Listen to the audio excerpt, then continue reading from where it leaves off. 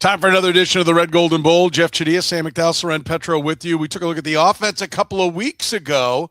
Now it's time to take a look at the defense. Where is it right now? Where is the confidence in this defense? Can you expect it to be better than it was last year? The pass rush, is that going to be looking up this year? Chris Jones, did he get the help he needs to now finally free him up and have the kind of seasons Chiefs fans were looking forward to? Mansoor Delane, how much pressure's on him? What part of the defense do we think is in the best shape? What part needs some work still?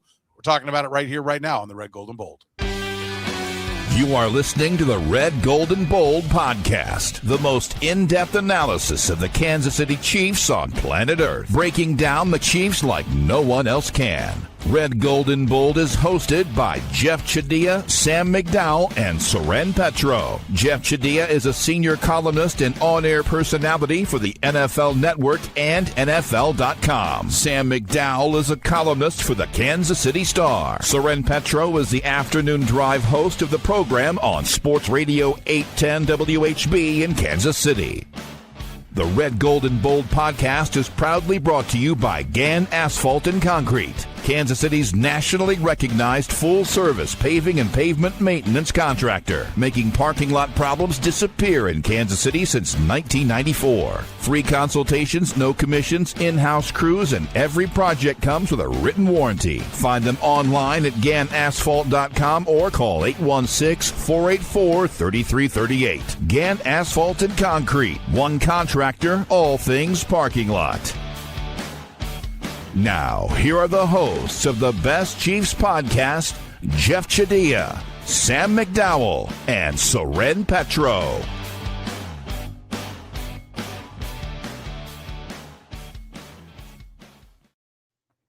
Thank you very much, Curtis. We do appreciate it. Talking defense here. Jeff is all excited. His side of the ball, as feels like the defense gets slighted a lot. Not here. We did offense a couple of weeks ago. I like this, diving in kind of deep onto one side of the ball. And, just real quick before we get started, Jeff, anything when you took a deep dive on the Chiefs defense that kind of surprised you or jumped at you from going through the process? I wouldn't say surprised, but I do think this is not like it was in 22 when all those young guys came in. I think there's a lot more question marks about the players, largely because Chris Jones, who we'll talk about, is older and not nearly what he was at that time. And I think that's Steve Spagnuolo. I think people have gotten more accustomed to what he runs. And so I think there's a lot more, it's a lot harder to predict what's going to happen with this group because and the offense is not going to be as good. So we don't know. The variables that were there 3 years ago or 4 years ago are not there now. Sam, what did you learn? Yeah, I don't know if I'd say I learned anything. I guess I would point out that there's a lot of turnover this year. I mean, if you include the nickelback as a starter, and therefore you kind of fuzzy it and say there's 12 starters, the Chiefs really will have 6 new starters this year. When you include the fact that Ashton Gelati wasn't a starter last year, and neither was Noel Williams. Yeah, no, I think there is a big turnover. I think it's interesting. We'll dive deeper into what Jeff said about not maybe being as sold on this group, or not sold, but having more questions this time around than when they did the reload. I don't want to misrepresent what you said, but having more questions as they head in this time. So what are the expectations for this defense after all the acquisitions, Jeff? Last year in the easy counting stats, 6th in points, 10th in yards. That's what they ended up being. What are your expectations for this defense overall? I don't think they're going to be as good, but I don't see a tremendous drop-off either. I would put them, if they're in the top 12 or 13, both points, yards allowed, not going to get to the advanced metrics part of this. I think that would be a reasonable expectation given Steve Spagnuolo's history and this whole team's history for the last 7-8 years. But for me, I said it because when you think about, if you look deeper into what happened last year with those numbers they put up, they saw a lot of bad quarterbacks. They saw Russell Wilson, saw Geno Smith. Obviously, the Eagles' offense wasn't as good as we thought it was going to be. Marcus Mariota was in there. And so you're going to see Matthew Stafford. You're going to see, obviously, Josh Allen again. You're going to see Brock Purdy's a good quarterback. You're going to see a lot of good quarterbacks and a lot of good offensive minds. And so my expectation is going to be a lot harder. And when you're talking about a crew that's not as established or accomplished or experienced, that's going to be a challenge. Okay. Expectations for you, Sam? I think the most simple terms I can phrase it is I expect growing pains. I mean, even just because of the turnover I mentioned and the fact that they're going to have to rely on young players. And obviously, the last time they did that was 2022. So if you look at that for a comparison, through the first 7 weeks of 2022, they allowed 370 yards of offense per game. And then they had an early bye week in week 8. And they figured it out. And for the rest of the way, only one team got to that mark against them the rest of the season. So they allowed 370 per game in 7 games. Only one of the final 10 opponents got to 370 on. They allowed fewer than 300 yards per game over the rest of the way. I think it's far more likely to experience the growing pains than it is to experience the figuring it out after the bye aspect of this. There's no guarantee of that part. I think the growing pains is almost a guarantee that this defense should be better late in the season than it is early in the season. The question is, how good can it be late in the season? I think that's interesting. Can it be better would be one of the questions I would have. I mean, we look back, the additions that they made, it is remarkably similar what they did in 22 and this year, at least from the defensive side of the ball. That year, the additions, Trent McDuffie came at pick 21. Mansoor Delane comes at pick 6, or you can call him 9, 3rd, and 5th if you want. George Karlaftis came in at 30. Peter Woods is coming in at, 20? What did he come in at, 29? Peter Woods. Next defensive player, Brian Cook in the second round. He was at pick 62. 40 is where our Mason Thomas comes in. I mean, they're different positions, but there were some big additions. Leo Chenal really only played special teams. 3rd rounder that year, Josh Williams in the 4th. Jalen Watson in the 7th made an impact right away. So there is a similarity in the sense that, they are pumping a lot of young players onto this roster. I love your breakdown game by game, Sam, of, what they did first half versus second half in that year. But maybe we can say, what can they be better? Should they be better when it's all said and done? When they get to the end, to Sam's point, growing pains early. Is there any reason to think that this defense shouldn't do exactly what it did in 22 and be as good or better, when the season's over? Well, they could be, but again, I'm not just based on potential. They have talent. A lot of these guys who are coming in are talented players, but the should part is harder for me to get on board because go back to 22 again. Justin Reed was a big part of that defense. Is Alohi Gilman going to be that kind of player on the back end for them? Frank Clark actually played pretty well during portions of that season. He was obviously not loved because of his contract, but he was a big part of that pass rush success. And who do they have to be that kind of player now? And so, and also L'Jarius Sneed was on that team too, and he kind of gets forgotten in all this. So they had 3 players who legitimately did good things for them, who were veterans. And I just don't see those players now. And so when I start thinking about who are going to be the difference makers, I don't know. I honestly don't know. So to not know that, I can't make that belief. I can't have that belief that they should be better. Okay, should be from a talent standpoint, is what you're saying. You don't know what the players are. Yeah. Should the expectation, but this is the reality of being an organization like the Chiefs that competes for championships every year until this past year. But they did reload with higher picks, Sam. I mean, this team is not graded based upon can you get out of the muck Raider style. It's graded on the ability to finish off a roster around a championship caliber quarterback. So if they're going to invest this highly on the defensive side of the ball, should the expectation be that they got it right and the machine should roll on? I think that's just simplifying what they lost, because if you think about it, if Mansoor turns into Trent McDuffie as a rookie, he would be a stellar rookie. And you also lost your other starting cornerback in Jalen Watson. And if Noel Williams is Jalen Watson this year, that's a good second-year player for a 3rd-round pick. Then you lost Brian Cook, who had by far his best year in the NFL a year ago. And if Alohi Gilman gives you what Brian Cook did a year ago, you should be content with that because Cook was really good last year. I think you also have to look at the reason for the growing pains, which is Steve Spagnuolo's system is complicated, and he layers on as the season progresses based on the foundation of what's said. And right now, with this defense, there isn't a great foundation because the players who he wants to move around a little bit like chess pieces are often in the secondary. And really, Shamari Connor is the only secondary piece that has significant experience within the system. I think when you also ask yourself, should they be better, you're going to wind up looking at the metrics and the numbers. And to validate what Jeff said at the onset of this, the Chiefs had a harder than average schedule a year ago, but the defense did not. The Chiefs offense had the 7th hardest schedule in the NFL last year based on just the defenses they were playing. The Chiefs defense had the 8th easiest schedule last year based on the offenses they were playing, because the Chiefs played, I mean, you play teams like the Broncos twice. I mean, you end up playing teams that are much better defensively than they are offensively, and the Chiefs saw a heavy dose of that. So he's absolutely right that they didn't face the hardest schedule a year ago. Yeah, I think that's a great point. So what do you think it will be? We'll dive into the pass rush and Chris Jones and some other things. But if you were to say, okay, you're sitting there in your office, you're Andy Reid, you think your defense is going to play at what level? Jeff, if you would quantify it statistically, are you thinking mediocre, middle of the pack? Are you thinking a little better than that? What are you thinking? They will be above average, but a lot will depend on what kind of offense they are. And this is another aspect of 22 that shouldn't be forgotten. They had the best offense in the league that year, and you're putting tons of pressure on teams, and that makes it a lot easier for you to play defense. If you got an offense like they've had the last few years that's middling and doesn't run the football effectively, or has issues in the pass game, or turns it over, it's going to be a lot harder. So I think above average should be the hope here.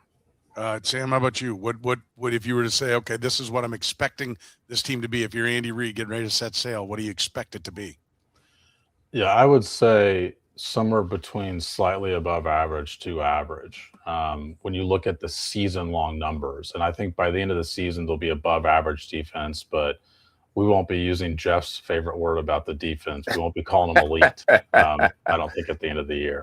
Yes. No elite. Put that away for a year. Elite and the Fury is both going to be on hiatus for a year. I guess I expect more. I think that when you're investing this amount of draft capital into the position, and the turnover is real, but the turnover is every year. Maybe you get a fluke year where you only have 1 or 2 guys, just the way it's structured. But I know this was one because that 22 class was so good. They graduated out all of that 22 class, and George Karlaftis is the only guy remaining from that group. And so that's a lot of players. That was a big class. But I think, you're supposed to get it right with these draft picks. I mean, I think there is a level of now we can go back and say, well, it wasn't Steve Spagnuolo's fault. It was Brett Veach's fault. He didn't draft the right players. You might it'll be harder for us to look at it and go, well, Brett Veach got all the players right. Steve Spagnuolo just didn't use them correctly, right? You got to really be in the meetings and know what the scheme was and why it didn't work. And are you asking a guy to do something that when you went through the scouting process, you told him he can't do these things? If that's what you're looking for, let me take somebody else. So that'll be harder for us to tell. But I do think that they are with the draft capital. Does it have to be as good? Does the draft class have to be as good as 22? No. They need a lot of hits on this, and turnover is a part of the game, right? Like that is something that happens every year. And so I think you've got to be prepared for that. So I wouldn't have quite as much. I expect I wouldn't have quite as much grace, I guess I would say, if they find. Let me ask you this: if they're 20, did they blow it, Jeff? 20th in defense? Yes.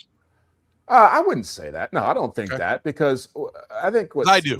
I know you do. But Sam makes a good point about the growing pains, because we remember the players at the end of their run. We don't remember when Jalen Watson wasn't really that good, or when Brian Cook wasn't really that good, or when George Karlaftis wasn't getting. And so that part of it, that's the process they ought to go through, right? And so to expect those guys who come in now to bypass that is asking a lot. I think they're all going to struggle with different things, and likely as first-year players. Now, maybe year 2, year 3, they may be much better, but I think what's realistic is that they're going to have issues. Soren, you didn't put a number. I mean, Jeff and I both said above average. Yeah. You said you think they're going to be better. So you think they're going to be what, a top 10? I don't know. Well, let me say, just to be clear, I don't know what they're going to be. Well, sure. This none of us do, right? Right. But the drafting history of the Chiefs and the coaching history, I think that they will be better than average. I think you guys have given me a lot to think about. Like I was much more bullish about this team they need to lose nothing on the defensive side of the ball. They need to be, at least by the end, exactly what they were at the end of last year. And that was a a top 10 defense. I would back off that now a little bit. I do think Jeff's point about the offense, that's the one that really is getting me, is the number one offense in 22. Really, number one, keeping the defense on the sideline. Two, putting points on the board, making it easier for the defense to get into, long down and distance. That gives me a little pause, but I am more bullish that they should be a lot closer to what they were last year than a slide. I think the pedigree of the picks, it's 3 top 40 picks, and you moved up for Mansoor Delane. I think that's part of it. I mean, like I have zero time to hear about him being a rookie. Okay, I really won't take he's learning, or if he's not out there, if there's a Noel Williams thing, I will lose my mind at that point. So, yeah. I think Jeff brought up a good point with the offense. I will say the defense the last 2 years has been assisted by the fact that the offense takes so long to drive down the field. There's fewer drives in a game. It's why you look at metrics like DVOA that are based on per play basis. Like the Chiefs were 16th in DVOA last year. That's an average defense a year ago. They were above average in points and yards, but when you look at the per play basis, I think last year's offense, even though it's worse, gave them more of an assist to put up just the traditional numbers. Yeah, I think that's a great point. I mean, I think that's a really good point. So, all right, we'll see. Let's talk about the pass rush. We'll do it after you hear from our friends at Gann Asphalt and Concrete. Concrete season is in full swing, and asphalt paving is revving up. So right now is the time to get your property on the schedule with Gann Asphalt and Concrete. Whether you need new concrete work, a parking lot repaved, crack filling, seal coating, or full asphalt installation, their experienced crews handle it all right here in Kansas City. Don't wait until the rush hits. Call today for a free bid and secure your spot before the calendar fills up. Get the process started right now at GannAsphalt.com. That's GannAsphalt.com. Gann Asphalt and Concrete. One contractor, all things parking lots. Italian Delight was the first restaurant to bring true New York-style pizza to Kansas City almost 50 years ago. They sell whole pies or pizza by the slice, or enjoy their classic strombolis, calzones, and sausage rolls. Sandwich lovers, check out their lineup of hot and cold subs, the combo, the meatball, or the Philly cheesesteak, just to name a few. And don't forget the pasta. Their famous lasagna and classic chicken Alfredo always hit the spot. And if you're hungry for lunch, check out their daily lunch specials, starting at under $10. Italian Delight can even cater your next work function or party. Dine in, carry out, or delivery, it's Italian Delight. Located just 3 minutes east of Kansas Speedway at 8145 State Ave in KCK. Check out the menu and order online at ItalianDelightKS.com. Kansas City's own Italian Delight.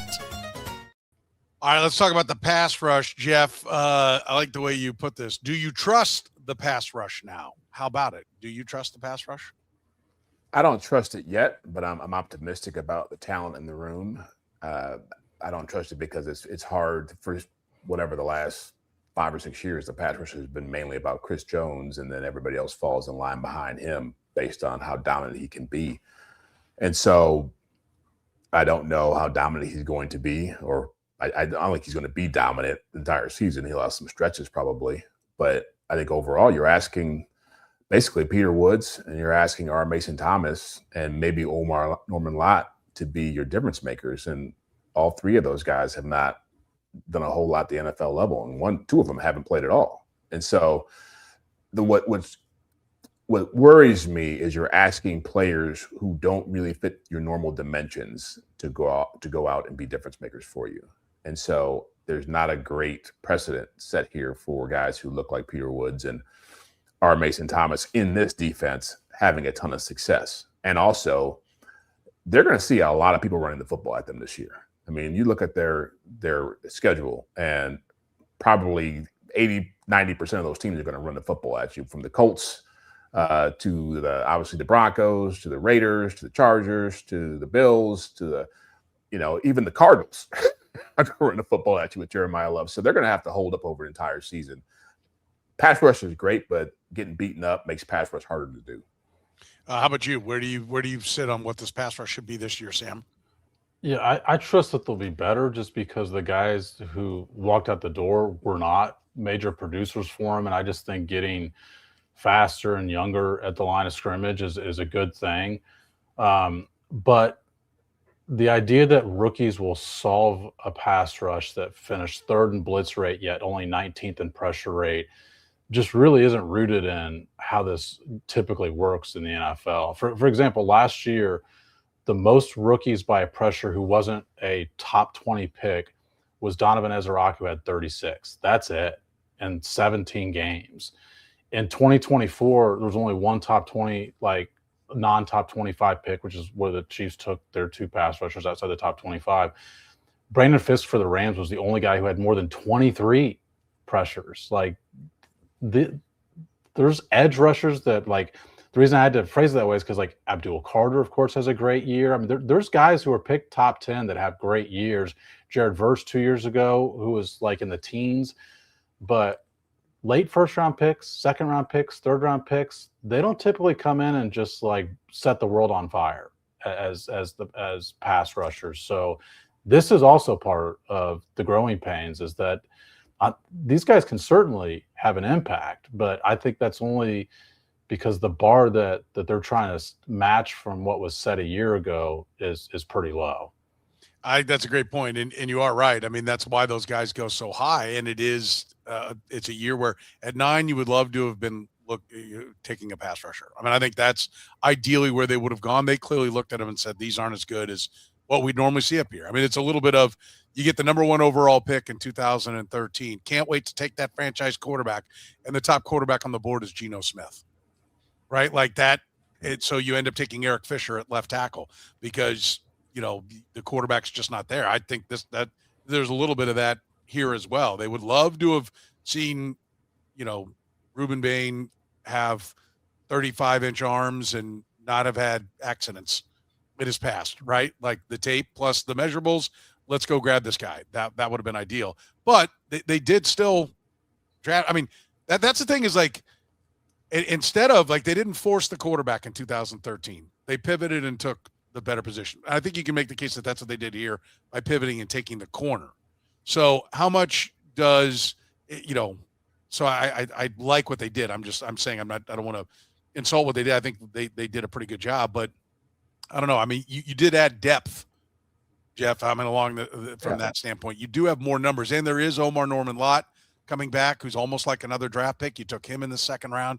I think Sam's points are great, but these should at least be good, solid players that hopefully, and we can get to Chris Jones in a minute, should help his life be easier, and we should probably see more productivity out of him. And George Karlaftis, who they're paying quite a bit. Yeah, I do agree with that. And that's the key, is can they deepen their pass rush, resolve or their roster, so they can actually be more effective down in and down out. I mean, you look at the Seahawks, for example, or even the Rams, what they have. Yeah, you got some headliners, but they have a lot of different guys who can get after the quarterback. And some of those people, like Aboya Mafi, was not a great player as a rookie. Those guys evolved and matured. And so even when you look at what the Chiefs have had over the last few years, they've had guys who've left here. Not all were specific pass rushers, but the Tershawn Wharton type people, the Colin Saunders, who deep in there. Mike Dana had a good year, largely because they probably had more. They had more depth on the defensive line. He could actually be more functional in his role, or excel more in that role. And so, yeah, that is the key, is adding more bodies. But the bodies they're adding are just people we don't know much about. That's Chris Jones, sacks by year going backwards: 7 and 25, 5 and 24, 10 and a half and 23, 15 and a half and 22. It'd be pretty easy to just say he's getting old, Sam. But you look at the pressure rate. I think he had the top pressure rate amongst defensive tackles last year at 20%. So he was at least getting some people beat. Did I have that right? Or are you shaking your head like I? No, I think he had it. I mean, the NFL Pro site has only been tracking this since like 2018. Obviously, he played in 2016, 2017, but he was at a career low pressure rate last year at 10.9%. 10.9. Okay, I must have been looking at one of the old ones. Does the depth of defensive linemen make him better? I think that's the best argument for Chris Jones, like having a bounce back year, is that he had to do a lot himself, because the one metric that typically you see show up with aging is the get off. And he still had the second best get off among interior linemen last year. And it's also in line with his career norms. And He did play better after the bye last year. He was closer to 13% pressure rate starting in that Denver game, which I thought was his best game. That Colts game, he was great too. What's concerning to me is that this is more of a 2-year story, not a 1/2 of last year story, to where you can say, okay, he turned it on after the bye, and then you got Chris Jones, and that's the Chris Jones you can expect. Like I said, if you're expecting some optimism and a bounce back from Chris Jones, I think you've got to be talking about the guys around him more than him himself. Yeah, I mean, and how much does an active Peter Woods, Jeff, free him up? Like the guy who's actually right next to him. How much is that having another defensive tackle that can actually create, some mismatches or create some wins? How much will that free him up? Well, I'm guessing that offensive coordinators are still going to double team Chris Jones no matter what Peter Woods does. If he's going crazy, that's great for Peter Woods. But my expectation is that Chris Jones will see just as much attention as he's got in the past. And really, when I look at Chris Jones now, it's not just the numbers. Like the impact he has when he stops playing, when he gives up on a play, like what happened in Jacksonville or what happens in double team when he stops running. That's a force multiplier in the wrong direction, because I think you're relying on that guy, no matter what he's putting up numbers wise, to really be setting a tone for you. And the tone that gets set there is like, I'm only going to do so much. When it gets hard, I'm not really going to give anything more. Aaron Donald, even at the end of his career, was still playing like a maniac. Like he wouldn't put the same numbers, but he went out there with a mentality, and that's what this defense really needs the most from someone like Chris Jones, is a mentality of, we're going to go out there and we're going to kick somebody's ass. And when you stop playing hard, you're not selling that mentality. And he's clearly a guy that feeds off success, right? Yep. So if he can get some more success, then hopefully that will be the, as you put it, a false multiplier going in the right direction. How much pressure's on Mansoor Delane, Sam? A ton. I think the Chiefs have so much riding on a rookie. In fact, we talk about 2022 and I brought it up earlier as this basis of comparison for what this team's going to go through this year. But there is a difference in that, which is the last like 4 major cornerbacks you can think of for the Chiefs, they've eased into their roles. You mentioned earlier today, Soren, about Noel Williams, the fact that he wasn't a starter at last year. And I think he started the final 2 games. Jalen Watson only played half the defensive snaps his first 2 years in the NFL before becoming a starter. L'Jarius Sneed played more slot than outside his first 3 years in the NFL. McDuffie was a slot cornerback for his first 2 years in the NFL and also played outside, but they were able to ease some guys into being the guy in the secondary. They don't have that luxury this year. So I think a lot more is riding on him than the past history of even their own cornerbacks. And I think there should be. I mean, you're talking about pick 21 that you used to trade up to get Trent McDuffie. Yeah. But now we're talking about trading up from 9 to 6, giving up 3 picks, Jeff. I mean, there should be pressure on him, and he should be really good. Yeah, no, definitely. And Sam, again, good point. Like I'm old enough to remember when there was a conversation on this podcast about who should be the number 2 corner, Jalen Watson, Josh Williams, or Najee Johnson, right? Yeah. Who's taking that spot, or whoever else was a free agent coming in that year. But the pressure is real, and the pressure is more immense now because of a guy named Rashee Rice. Because those picks you gave up could have been a receiver in the 3rd round or turned into something in a day 2 pick that you don't have now. And so you were talking about this guy being the dude, and ever since the combine, you had to have him and all this stuff. So they've hyped him up to a place where if he comes out there and goes through the growing pains that Sam and I have talked about, it's going to be a lot for him to deal with. And I fully expect that, because now this team is already, realizing the effects of, is he worth it? Because if he's Patrick Surtain, great, but I don't think he's going to be Patrick Surtain in year 1. Yeah, I think that's that he needs to be, right. If they're gonna play at a high level, he needs to be. That's going to be one of the things they have to see. All right, we want to talk about where the concerns are, where are we most confident, and where we have concerns. We'll do it after you hear from Italian Delight. Italian Delight was the first restaurant to bring true New York-style pizza to Kansas City almost 50 years ago. They sell whole pies or pizza by the slice, or enjoy their classic strombolis, calzones, and sausage rolls. Sandwich lovers, check out their lineup of hot and cold subs, the combo, the meatball, or the Philly cheesesteak, just to name a few. And don't forget the pasta. Their famous lasagna and classic chicken Alfredo always hit the spot. If you're hungry for lunch, check out their daily lunch specials, starting at under $10. Italian Delight can even cater your next work function or party.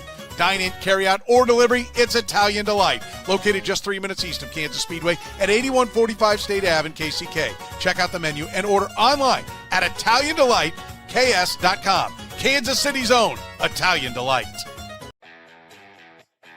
Gann Asphalt and Concrete is looking to grow their team. If you have heavy construction foreman experience with heavy equipment, asphalt or concrete labor, or just want to learn a new trade, contact Gann Asphalt and Concrete to join their team today.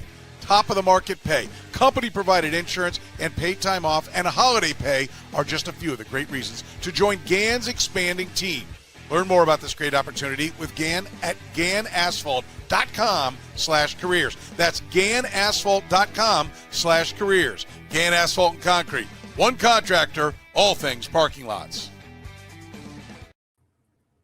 All right, when you look at this defense, Jeff, where are you the most confident?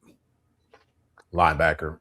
I mean, I know what Nick Bolton is. He's not obviously a great pass defender, but I know he's very smart, very consistent. Tough against the run. Drew Tranquil, even though he's declining as well, he's somebody who's been around for a while and understands what he's won a championship here. He brings that veteran leadership. I like that. When Chris Jones was doing some dumb stuff last year, he was one of the guys getting in his face. And Leo Chanel is a loss because of versatility, but I am hopeful that whether that's Cooper McDonald, the kid they took from Oregon, Bassa last year, that one of those guys can step into a role and be helpful. And so that to me has to be a strength of your defense, because every place else has got questions. Yeah, that's a great point, because Sam, you've gone through all the numbers of Jalen Watson. We think of Jalen Watson playing all the time and being a true, legit $15 million a year corner, but that wasn't necessarily what he was when he got started. And maybe we need to be spending more time talking about what kind of steps Omar Norman-Lott, Ashton Gelati, Noel Williams, and Jeffrey Bassa can take. Jeffrey Bassa, I mean, are we going to be 3 years from now watching him leaving free agency and being like, well, remember, he didn't even play. He only played special teams his rookie year, and be talking about him being a loss? I mean, that is a guy that they spoke highly of, and we'll see if it'll be a different look. He's a different kind of player than Leo Chenal, but can he step in? Where's your confidence in this defense? Well, this is the question on the list that actually prompted me to say, why would I pick this defense to be a top 10 defense? Because when you think about just what is the strength, what is the aspect of it that you feel most confident in, it's not obvious. It doesn't slap you in the face and say, okay, well, the Chiefs are really, really good in this spot, the way I thought they were good in the secondary a year ago. And so I think what I like most about the defense is they've gotten much better at the line of scrimmage. I think quicker at the line of scrimmage, I'll say. Peter Woods wins at the line of scrimmage with quickness. R. Mason Thomas wins at the line of scrimmage with quickness, and Mansoor Delane wins at the line of scrimmage with quickness, and the combination of that with this physicality. And so I like the fact that they've emphasized the line of scrimmage and trying to win quickly, because that's where they couldn't win a year ago. They didn't get quick pressures. They didn't force turnovers based on pressures a year ago either. I think the defensive line should be much improved. I think it's an interesting way to put it. Like, do I have confidence in the defensive line? I have confidence in the defensive line being definitively better, right? Like the Mike Dana and I wouldn't have mind Mike Dana coming back on a cheap contract and being a part of the equation. But inside, like, Peter Woods cannot be. There's no world where Peter Woods is not an upgrade on the defensive tackle spot. And I think we did see some promise from Omar Norman-Lott. And so I think to a degree, that's like, basically losing, I've even put his Derek Nottie and Mike Pennell. Yeah, Mike Pennell. Is that painful to say his name, Soren? Derek Nottie? Derek Nottie is, yes. Mike Pennell, I like the role when he was used in the role he should be. Yeah. But I do think that I'm confident that they are going to be better on the defensive line. I am confident that they are going to apply more pressure. Now, are they going to be elite? I don't think so. Could they be? I mean, based upon the contracts they're throwing around, I mean, yes, Chris Jones, there's no excuses now. Like, I don't want to hear Chris Jones is either he should be definitively past 10 sacks, or that's it. You've done everything to prop up Chris Jones now. And if Chris Jones doesn't deliver, then it's time to get that money off the books and be looking in a different direction. And I think that'll be easy. We'll figure that out this year. The Chiefs will be able to figure that out. But I do think that they're going to be better on the defensive line, which will help them in the secondary. And I think the secondary is a little bit better than people think.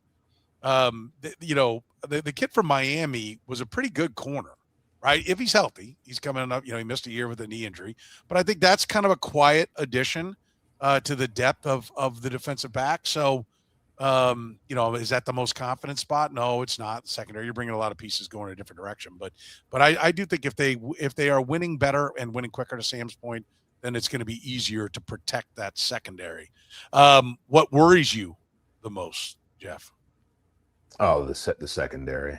I mean, it is. It was. They've lost some good players. And I wasn't a huge Jalen Watson fan going in last year, but he played his butt off and earned the contract that he got. And Trent McDuffie is obviously an all-pro player, and Brian Cook has played well. And when you're changing over that many players and the people who were left behind, let's say Mansoor Delane is a really good player, you still have legitimate questions about, is Noah Williams a full-time talent? Is the guy who always gets hurt? Fulton, Kendall Fulton or Christian Fulton? Christian Fulton, is he going to be able to stay healthy? Which I don't believe that's going to be the case.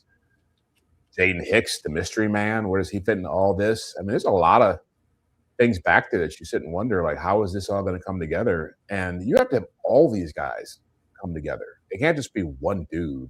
It can't be Mansoor Delane playing great, because that's how pass defense works. It's all a part of the group being cohesive and being connected. And I go back to the quarterbacks they're going to see. There's just a lot of good offenses, a lot of good quarterbacks that can take advantage of young players. Where are you the most concerned, Sam? Where are the stars? I mean, where are the all-pro players? Who makes a big play for them? I mean, the Chiefs were fourth to last a year ago in takeaways with 14. And what's changed? Why are they going to get more turnovers this year? Now you're playing cornerbacks who have even less experience. And so I do think Noah Williams has that ability. Mansoor Delane has that ability. But this is the NFL, and neither one of them have a lot of experience. But to me, takeaways are caused by making the quarterback uncomfortable, yes, rushing the quarterback. Yes. And I'm not sure, I don't mean that they don't. I'm saying literally that I'm not sure they have the ammo to make the quarterback's life as uncomfortable as they need to. There were 52 players last year who, Next Gen Stats keeps this, who caused at least 2 turnovers by their pressure last year. 52 who caused multiple. Chiefs didn't have any of those 52 guys. They combined as a team for 7. Montez Sweat had 6 by himself. That's where turnovers are made, and that's why this pressure thing is a really big deal. The Chiefs just weren't able to flip the field. A lot of times the offense just needs to go 25 yards to score, and they never were allowed to do that. Yeah, I think that's a great point. And it's also part of the Chiefs took forever to score, and then it was a slow bleed on the defensive side. Bend but don't break, and so it shortened the game and shortened the total yards, but it made every possession so much more important. And the Chiefs didn't have the ability to finish, to Jeff's point about the offense earlier. Yeah, the concern, I think, is the secondary, but I am optimistic that there is a lot of investment there, right? Like, it's just a matter of, is it going to come together? Is it going to work? And I think there's a coaching staff that you feel like should get the best out of whatever they've been given. Like I mentioned, we're going to figure out, like, I'm going to be like, well, Brett Veach drafted the wrong guys, which will be the conclusion that most fans will reach if things don't work. But like I said, if you don't know if he gave the defensive coaches the guys they wanted, and then they're like, well, this guy can't play. Well, that'll be a problem. I don't think that'll be the case. They've been working together long enough. They should all be on the same page with these guys. And I do think that there is an investment there. They have put into the players quite a bit, and so there should be a pretty good return. It's a good coaching staff, right? I think the secondary is clearly the biggest concern, but the safeties, they bring in a veteran safety, and it always seems to work. Like, who was screaming and yelling about Justin Reed being a great signing? Yeah. Like, it was like, oh, okay, Justin Reed's in. He was the guy who tried the fake punt. That's who he was when he came to Kansas City. 3 years later, he was a guy who played in 3 straight Super Bowls and was the veteran, and you know where you are, and everybody was sad to see him go. Brian Cook, early on, to your point, Sam, about guys when they play, Brian Cook wasn't that good early on. Oh, now yeah. he's getting $16 million a year from the Bengals. So I think there's reason to believe that the investments will work out to some degree, at least to I don't know. Again, I'll say it should be better than average. That's enough for you. I'm not as you haven't. My fan in me has not enjoyed your conversation. Yeah, I'll say that. Yeah, I would like to have seen. I would like to have heard some different things, but I think all your points were really good, and it's made me pause a little bit on the hype train. I'll say that, or on the expectation train. Not really the hype. I'm not hyping it like it's going to be a top 5 defense, but I did have expectations that they wouldn't lose much, and now I'm not quite so confident. So screw you, right?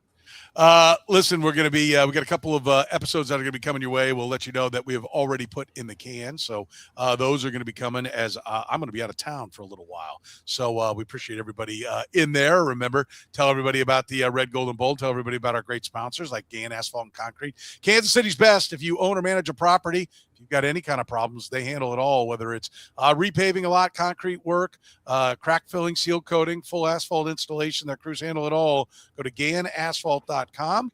One contractor, all things parking lot. Of course, our friends at Italian Delight. First restaurant to bring New York-style pizza to Kansas City almost 50 years ago. Get in there, check out their lunch special. Starting at under $10, you can find them at 8145 State Ave, just a few minutes east of Kansas Speedway on State Avenue. For Jeff Chadiha, for Sam McDowell, I'm Soren Petro saying thank you very much for joining us here on the Red, Gold, and Bold podcast.